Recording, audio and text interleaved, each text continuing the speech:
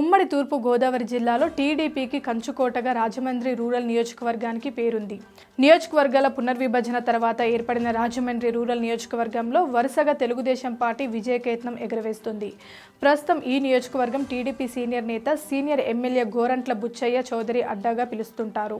ఈ నియోజకవర్గం ఏర్పడ్డాక టీడీపీకే ఇక్కడి ప్రజలు పట్టం కట్టారు. 2009 అసెంబ్లీ ఎన్నికల్లో రాష్ట్రమంతా వైఎస్ రాజశేఖర రెడ్డి ప్రభావం ఉన్న ఇక్కడ మాత్రం తెలుగుదేశం పార్టీ జెండాని రెపరెపలాడింది. చందన రమేష్ టీడీపీ తరపున ఎమ్మెల్యేగా గెలుపొందారు. ఆ తర్వాత 2014 ఎన్నికల్లో గోరంట్ల బుచ్చయ్య చౌదరి టీడీపీ నుంచి గెలుపొందారు. 2019లో రాష్ట్రమంతా వైసీపీ గాలి వీచిన రాజమండ్రి రూరల్ నియోజకవర్గం మాత్రం టీడీపీ నెగ్గింది. టీడీపీ ఆవిర్భావం నుంచి పార్టీలోనే ఉన్న గోరంట్ల బుచ్చయ్య చౌదరి 6 సార్లు ఎమ్మెల్యేగా గెలుపొందిన నేతగా తన అనుభవంలో రాజకీయ రూరల్ స్థానాన్ని టీడీపీ కంచుకోటగా చేశారు. 2009లో ఏర్పడ్డ రాజమండ్రి రూరల్ నియోజకవర్గంలో వరుస విజయాలతో టీడీపీ కంచుకోటగా ఉన్న రాజమండ్రి రూరల్ 2024 ఎన్నికల్లో కూడా విజయం తథ్యమనే పరిస్థితులు కనిపిస్తున్నాయి. 2.70 లక్షల పైచీల ఓటర్లు ఉన్న ఈ నియోజకవర్గంలో గోరంట్లను ఢీకొట్టే నేత లేకనే వైసీపీ ప్రత్యామ్నాయ ఏర్పాటు చేసుకుందన్న చర్చ జరుగుతుంది.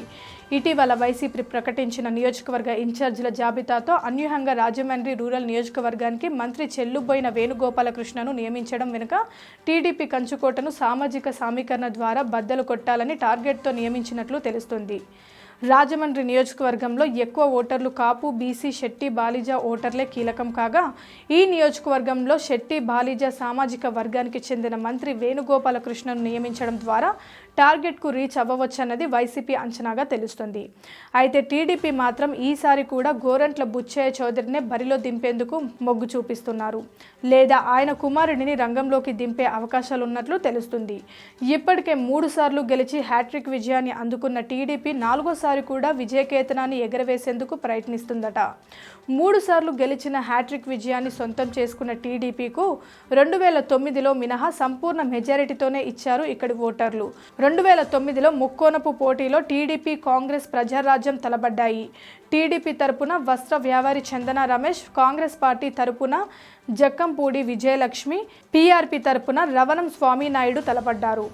32.39% ఓట్లు సాధించిన టీడీపీ పీఆర్పీ అభ్యర్థిపై 1547 ఓట్లు మెజారిటీతో చందన రమేష్ గెలుపొందారు.